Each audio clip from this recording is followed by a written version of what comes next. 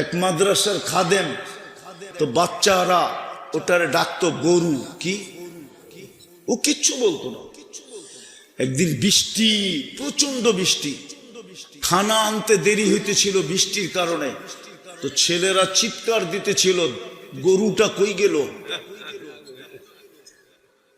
তো চিৎকার শুনা ও বৃষ্টির ভিতরে খানা নিয়ে আসতেছিল।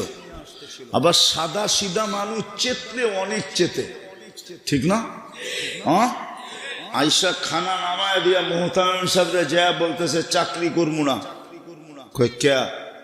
এডি কোনো পোলাপান পালেন? এডি কোনো পোলাপান? সারা মহল্লা শুনতেছে আমারে গরু কয়া ডাকতেছে। এডি পোলাপান?